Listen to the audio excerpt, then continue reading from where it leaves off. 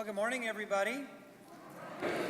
I am happy to tell you, for those of you that have been praying and those of you that have been following the saga of the gas bubble that was put in my eye to aid the healing from my detached retina surgery, that the bubble is gone. Okay, so I really can see clearly now, all right? So now I really will be able to tell if you're sleeping in the back row, okay? I'm going to be able to see that.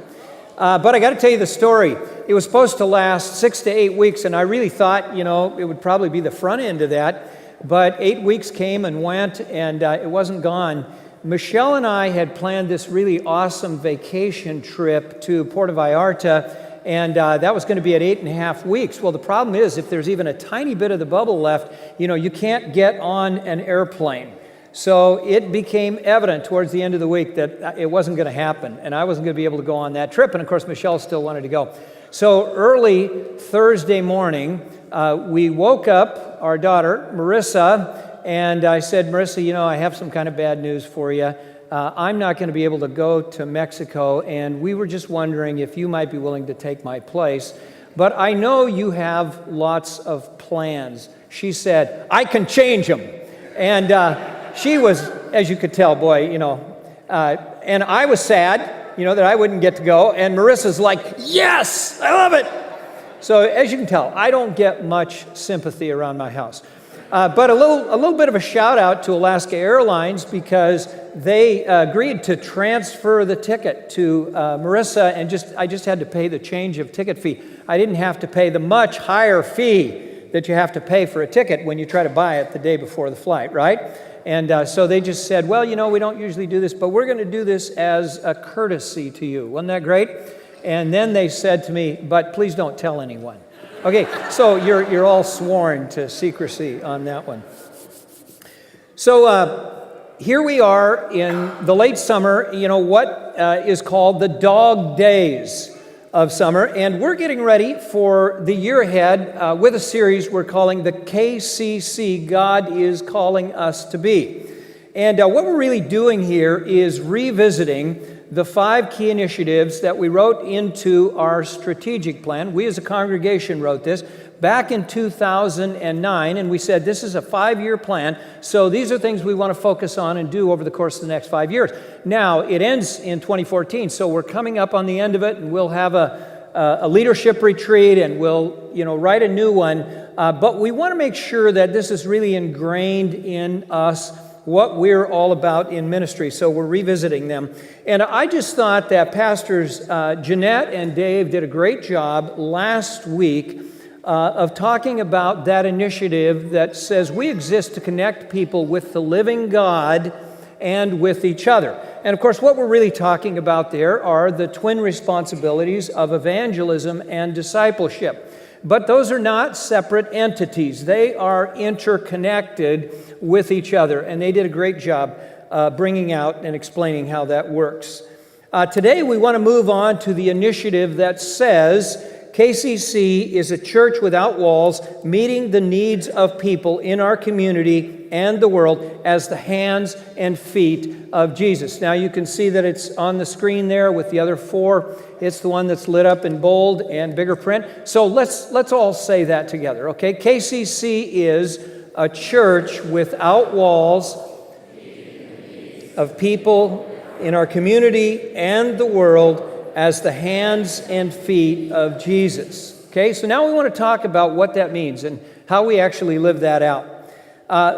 First of all, calling ourselves a church without walls is really figurative language, isn't it? I mean, you can look around yourself. There are lots of walls, okay? But it's our way of saying that the church cannot be limited to a building. I like this old Scottish story that goes around about the guy who had a friend who said to him one day, where is your church? And I thought about it for a minute. He said, well, right now it's in the grocery store, and it's in the elementary school, and it's in the carpentry shop downtown, and it's in the shipyards, and it's scattered in homes all around the community. And the guy said, no, I think you misunderstood me. I just asked, where is your church? And so his friend went through the whole spiel again. And finally, at the end of it, this guy says, okay, would you just tell me where I would go to worship with you on this coming Sunday? And his friend said, oh, well, every Sunday at 11 a.m., we worship at 3rd and Argyle. I think that story kind of puts it in perspective, doesn't it? The church is not a building. A church is a group of people. You know, that Greek word that is used for the church, ekklesia, really means a group of people. It could be used for a soccer team. It could be used for a 4-H club. It could be used for a political party. It's the idea of a group of people who have been called together for some specific purpose. And that's what the church is. The church is the people of God called into being by Christ to serve God in the world 24/7. Okay? That's what the church is. It's not a building. Today we want to talk a little bit about what that means. It certainly calls to our attention our responsibilities to reach the world with the good news of Jesus Christ, which we do both in our words, we proclaim it, we declare it, and with our actions. We care for those around us the way Christ cared for people around him. Jesus has gone back to heaven. The Son of God sits at the right hand of God the Father Almighty, but he left the church to do his work. And he has authorized the church to represent him, and he has empowered the church to continue his ministries. We get that at KCC, and we are trying to keep Jesus' ministries going by being his hands and his feet in the world. The 24th and 25th chapters of Matthew contain Jesus' teaching about the final events, the things that will occur right before he returns to this world. Some fascinating and very important teaching there. He tells a few parables. First of all, he tells a story about some bridesmaids who were waiting for the bridegroom to arrive, okay? And some of them were foolish and didn't take enough oil. It took a long time. The bridegroom was delayed. And some of them discovered, when the announcement was made, some discovered they didn't have enough oil, and they had to rush off into the village to try and get more oil. And by the time they got back, guess what? The bridegroom had come, the wedding feast had begun, and they missed out. And it's just Jesus' way of saying, look, be prepared at all times for my return. Live in a state of preparedness. Then he told this other parable about a master who was going away on a long trip, and he entrusted his money to 3 of his servants, and he told them to manage it well. And 2 of them did that. They made money, they invested it, and got a good return on it. One guy just buried it in the ground, didn't do anything with it, and said, well, I just wanted to be able to give it back to you. He's the one who got in trouble.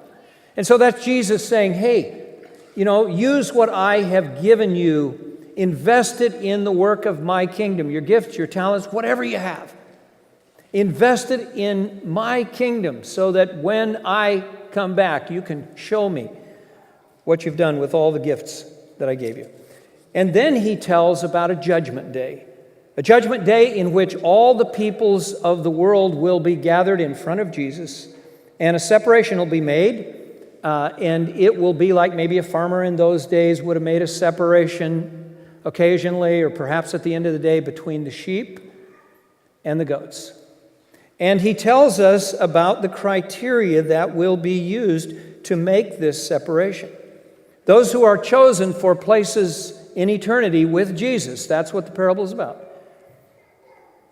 will be those who made it a habit to care for the hungry, the thirsty, the immigrant. I believe that's really the right understanding of that word stranger. It's the idea of a stranger in a new place, a new land. Those without adequate clothing to protect them against the harsh elements of nature. Those who are ill, and even those who are imprisoned. Those who ended up separated from Jesus are those who neglected to care for the hungry, the thirsty, the immigrant,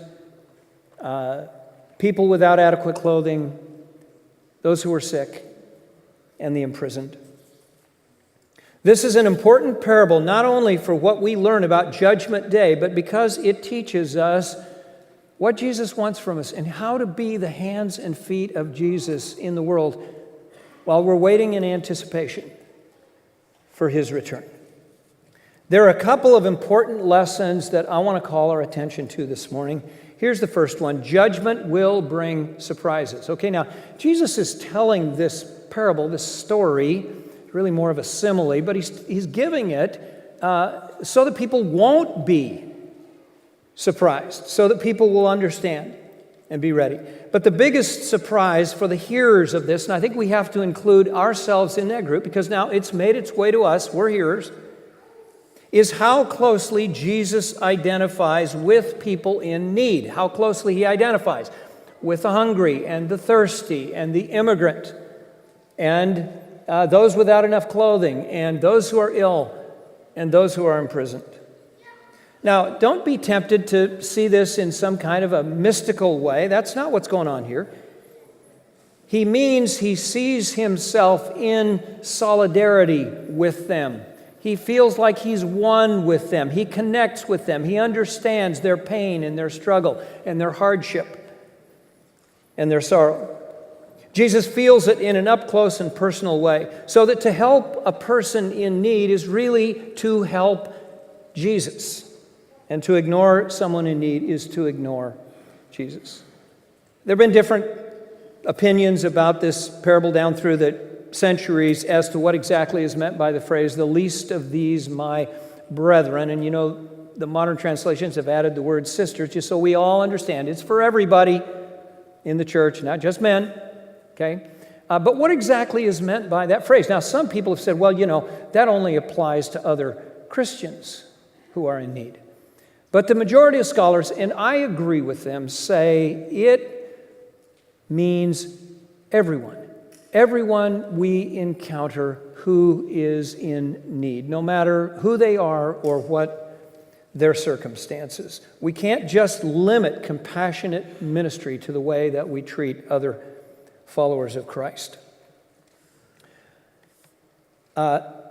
So what I want to state here very emphatically is that those who made it a habit to help people in need were surprised to find out that they were actually helping Jesus. Now I want to talk just a little bit more about this idea of solidarity so we kind of understand what this is about. Now, I think this is going to work out pretty well. How many of you are Seahawks fans? Would you raise your hand if you're Seahawks fans? Okay, that's a pretty good representation. That isn't terribly surprising, okay? Now, you know what it was like last season, right? I mean, you know, the Seahawks were just playing great and, you know, it was starting to become more evident they're going to make the playoffs. They're going to get into, maybe get into the Super Bowl. We were all excited about that. I mean, they were a great team, right? Am I right about that? Okay. So if somebody would have said to you, oh, you know, the Seahawks, they're really no good. They're just doing this whole thing with smoke and mirrors and that kind of thing. You would have felt insulted, right? Yeah, because you identify with the Seahawks. I mean, you are on the bandwagon. You're one of them. Sometimes, I'll just confess to this, sometimes when I'm driving around in my car, my radio dial will drift from, you know, Christian radio onto sports talk radio. You know what I'm talking about? Actually, I think my wife leaves it on that station, and then I just get in, and, you know, there it is. And so, anyway, these local sports personalities in Seattle, and this is after last season, were just incensed because some sports writer in the East had made this statement that he thought Nick Foles was a better quarterback than Russell Wilson. Can you imagine? I mean, these guys were so angry that it was like somebody had insulted their mother. How could anybody think Nick Foles is a better quarterback? He's the quarterback for the Philadelphia Eagles, okay? Now, I want you to know, I definitely believe Russell Wilson is the better quarterback, okay? However, I get the argument, okay? Nick Foles, you know, he threw 27 touchdown passes in the season, but how many interceptions?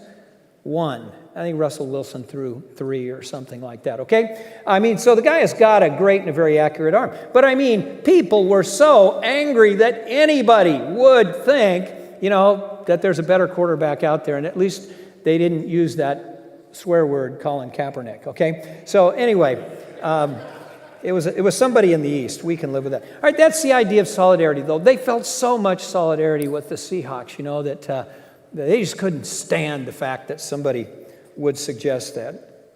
All right, so this whole story is given to us as a kind of a warning to say, hey, be ready for Judgment Day. These are the things that are important to Jesus when that day comes. All right, here's the second one. Judgment will depend on faithfulness. Judgment will depend on faithfulness. Now, some people don't like this parable. They wish it wasn't even in the Bible.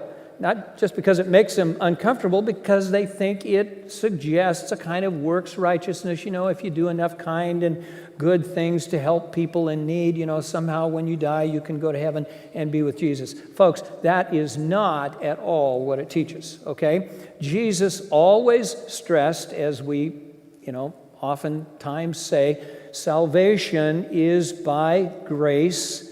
Martin Luther said, salvation is by grace alone, through faith alone, all right? So it's by grace, it's a free gift. And faith, which is really trust, is how we experience it. It's how we participate in it. It's how we live it out, okay? Now, if Jesus really meant the only thing that matters, is that you gain merit or something by being kind and helping people in need, then it would have nullified a lot of things he said, right? I mean, it would have made null and void what he said to the penitent thief on the cross, who turned to Jesus for help, and Jesus said, I tell you, today you will be with me in paradise. The apostles of the church were absolutely emphatic about saying no one can earn God's acceptance by doing any works, either works of the law, which is what they're usually talking about, or works of mercy. And that was Paul, the Apostle Paul's great declaration to the Romans and to the Galatians, and really it was in the back of his mind every time he wrote a letter to a New Testament church. And yet, isn't this interesting? Yet, the New Testament never shies away from talking about the importance of works in the lives of God's people. Works of kindness and mercy and goodness. As a matter of fact, the New Testament says works of compassion and mercy are characteristics of what following Jesus is all about. They are clear statements about the presence of Jesus active and alive in the hearts of his people. They demonstrate what faith is all about, and they show us what faithfulness to Jesus looks like. Did you know that about 25% of all of Jesus' parables have to do with helping someone who is in need, helping them in some way, okay? And of course, the most famous of the parables that speak about helping people in need, probably the parable of what? The Good Samaritan, okay? Remember that one? Yeah, it's kind of surprising, too, because the hero of the story, the unlikely hero of the story, is somebody who does what? Crosses an ethnic and cultural boundary and opens his wallet to help somebody who is very much unlike him. The Samaritans and the Jews had very little to do with each other. We could even say in many ways they were enemies. And yet it's the Samaritan who stops to help the Jewish man having been robbed and beaten up and left for dead in the ditch after the Jewish religious leaders had passed him by. What this parable teaches is that those who follow Christ are changed by their relationship with him so that they want to help others in need. Salvation by grace through faith leads to faithfulness, wanting to do the things that Jesus considers most important, the things that Jesus modeled. I think the Apostle James kind of sets this up and frames it quite well when he says, faith by itself isn't enough. Unless it produces good deeds, it is dead and useless. So he's not saying salvation is not by grace. He's saying, let's talk about what faith looks like. Real faith. Real faith changes us, changes who we are. It changes our hearts, makes us want to help those around us in need. It produces actions. It's not just intellectual agreement. It is faithful to the one it trusts for this marvelous gift of salvation. So what does this mean for KCC? We have made a high commitment to ministries of mercy and compassion, both locally and globally.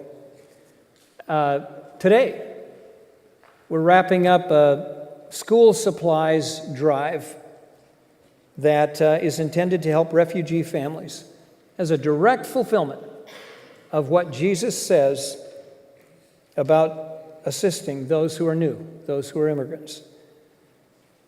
Our ESOL classes, for us, ESOL means English for Speakers of Other Languages, which are offered by KCC volunteers like Kathy Nordman during the week to folks who are new to our community, come from other countries, many of them refugees, and they need to learn the English language so that they can benefit the most possibly by living here in our community. Our partnership with World Relief in the Refugee Welcome Center is another example. We really gave the grant, that got this Refugee Welcome Center started, World Relief wants to keep it going, but they've got a little bit different vision. Instead of it being the standalone house in a neighborhood not too far from here, they have the vision that they want it to be an apartment in one of the apartment complexes where there are a lot of refugees living. And they've asked Kent Covenant to be one of 4 churches that will make a $5,000 gift each year to keep that going. And we have said yes. We will do that. Our missions team has said, yes, we're going to do that. Our participation with HOME, the Homeless Outreach Ministry in Kent, to homeless men. How many of you, I'm going to have you raise your hands here a second, have come over and been a part of preparing meals for homeless men when we're hosting them at Kent Covenant, and then they spend the night? See, lots of you have participated in that. That's something important that we do. There is now a women's version of HOME, and we have stepped up and said, yes, we'll host that, and I think it starts about mid-September, so we're going to do that with the women's version of HOME. Through Kent Hope, a local grassroots organization that is aimed at establishing a homeless shelter in Kent. We have a lot of homeless folks in Kent. But through Kent Hope, we're partnering with other churches to establish that homeless shelter. We've sent teams as far away as Congo to put roofs on schools so that in the post-Civil War era, education could get started again. And there's really no way you're going to climb out of the poverty that you're in if you don't have an education, if you don't have some skills and some training. In a separate effort, we gave funds for the revitalization of the Karawa Hospital in Congo.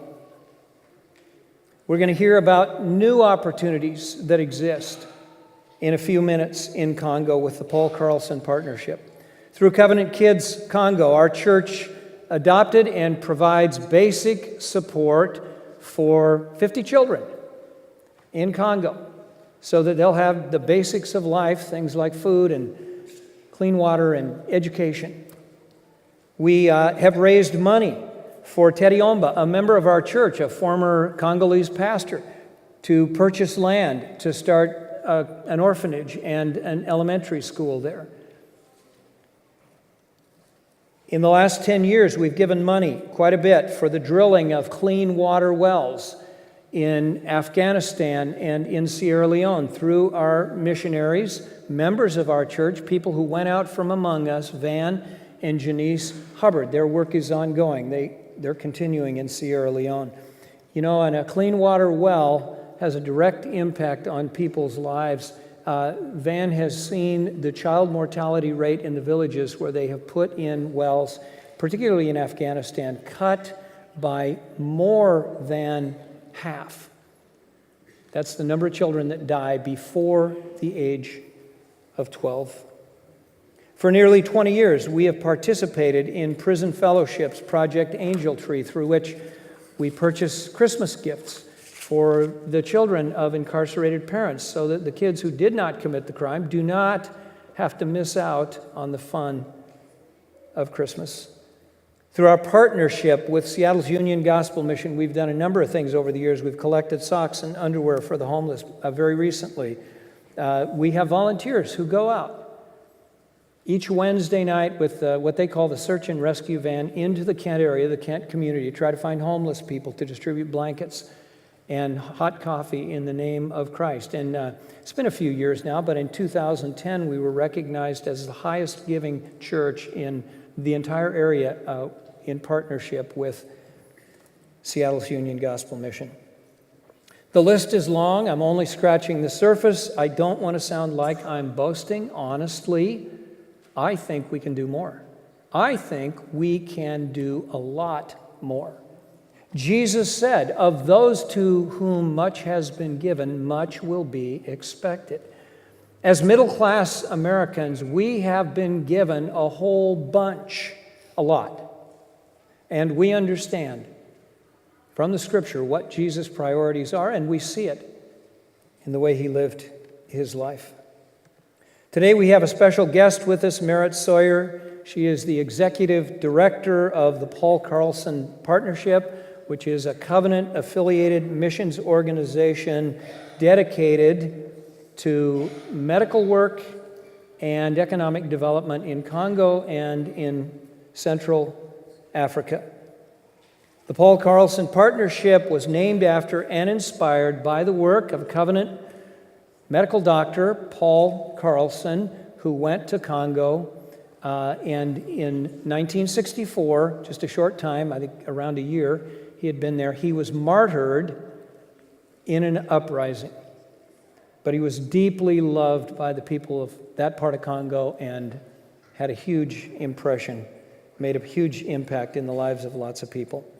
The Paul Carlson Partnership is the organization through which we sent out 3 teams between 2006 and 2008, I think about 14 people, to put roofs on schools and to attend to some other projects there. More recently, Ann Hagenson of our congregation went there and did medical work with Paul Carlson Partnership.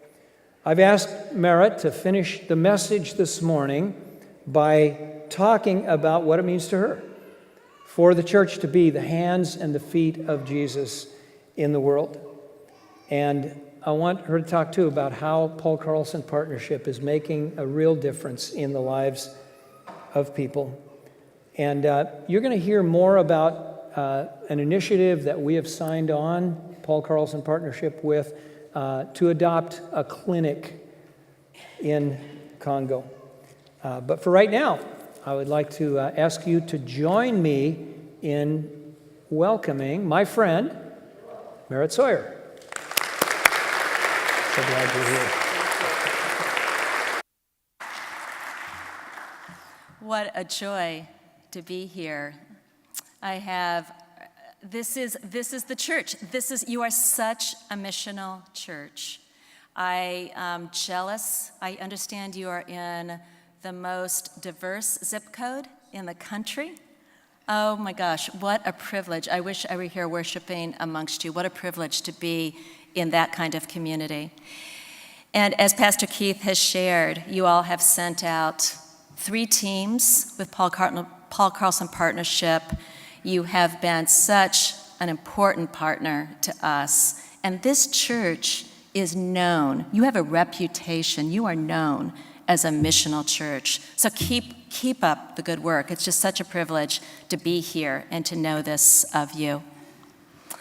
Let's start with a fact. 1 out of every 5 people in Congo dies by the age of 5. That's 20% of the population dies by the age of 5. And furthermore, dies of highly preventable diseases, typically of disease like malnutrition, malaria, baby asphyxia, diarrhea, all preventable disease. Now, about a year ago, I'm from the Bay Area, and so about a year ago, just after accepting this job, I was driving down Highway 101, and I see this great big billboard. It says, 1 out of every 3 babies born today will live to be 100. Plan for your retirement. So I hope you're all planning for your retirement, just in case you didn't know that. Plan for your retirement. Personally, I'm not sure I want to live to be 100. But that aside, I couldn't help but be struck with the disparity of these realities. That this country, where the covenant denomination has worked for over 70 years, has a mortality rate of 20% by the age of 5, while we are now focusing on planning for retirement because our kids, all born into this world today, are on an average going to live to be 100. How in the world can it be in God's great kingdom there is this kind of disparity? And this is one of the reasons why I am so proud to be a part of the covenant denomination, because this denomination has stayed with our brothers and sisters in Congo. We have gone the long haul, even in the midst of 20 years of civil strife. We have not abandoned our brothers and sisters in Congo. We have relationship with them. We are in partnership with the church there. This is who we are. A couple of months ago, I was with one of our medical ambassador teams at Karawa Hospital, where you saw a photo of it. You all have been a part of helping to refurbish that. And as we were standing there, we learned of a grandfather who had walked from his village to Karawa Hospital. It was 22 kilometers, and he was holding his grandchild in his arms. This grandchild was afflicted with malaria. He walked into the hospital and handed this grandson over to the nurse. And a couple minutes later, the baby died. And so the nurse took the same swaddling clothes, wrapped the baby back up, handed the baby right back over to the grandfather, and we watched as the grandfather turned and walked out of the hospital, walking 22 kilometers back to his village. And as we were sitting at dinner that night, one of the doctors with me turns to me and says, "That grandfather right now, in the dark, is still walking back to his village." If a clinic in that village could provide feasible medical treatment and prevention, that grandfather would not have to have walked all the way to a hospital.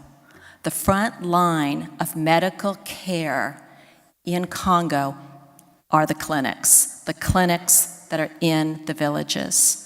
But right now, those clinics do not have electricity, they do not have clean water, they do not have a sustainable inventory of pharmaceuticals or medical supplies. And that is where we're going to focus. The Covenant Church of Congo manages 5 hospitals and 108 clinics. We are in partnership with them, and we are going to help them to raise the standard of health care by getting behind each of those 108 clinics. And that's why we're excited that Kent Covenant and other churches, and we pray families or groups, we are praying for 108 churches, families, groups to come alongside each one of these clinics. And together, collectively, we will be able to raise the level of medical care at the front line, at the village level. The first year, we will be starting with sustainable solar electricity. So the first year will be about sponsoring solar panels to be installed on every one of these clinics so that we can provide light. And then the following year, we're going to be putting in equipment that runs off of the solar energy. So it will be, a refrigerator and an autoclave and the kind of equipment that needs electricity. And then in the following years, we're going to be focusing on clean water. These are just essential parts of a community health program that focuses on preventing disease before we even have to think about treating disease. But I want to tell you, your own Ann Higginson, she is the chair of our Paul Carlson Partnership Nursing Group. This group of nurses, and we're calling for more medical practitioners, doctors and nurses in all specializations, but in particular with the nurses who are coming along very intentionally around training the nurses within the medical system here, because that is the highest level of training in Congo, and that trains the most critical personnel around each one of the clinics. And so I share that with you. I ask for your prayers. Together, pray that we are going to identify the 108, and next year we're going to start rolling it out year after year after year, and together, like Kent Covenant has in the past, we're going to work together in relationship with the folks in Congo to elevate medical care in this part of God's kingdom. Thank you.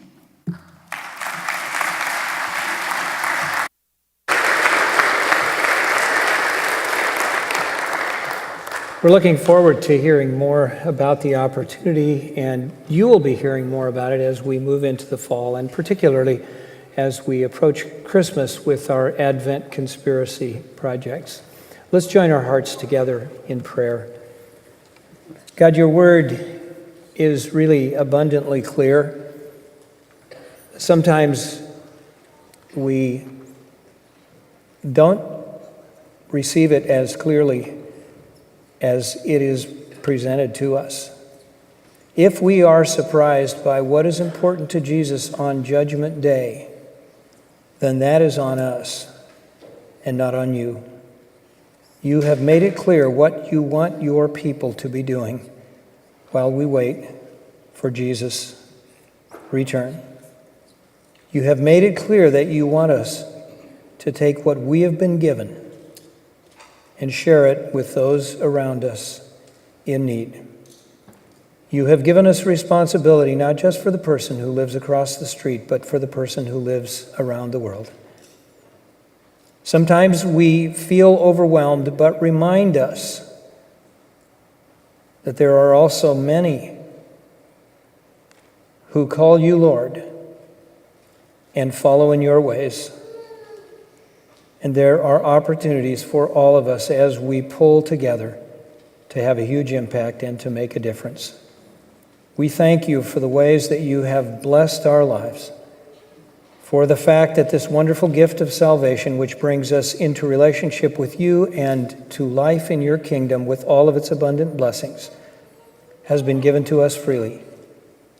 And that Jesus is alive within us to change us, to make us more like him, to make us the people you want us to be. Teach us more and more what it means to follow you faithfully, to be doers, not just hearers, but doers of your word. We thank you and we give you praise in Jesus' name. Amen.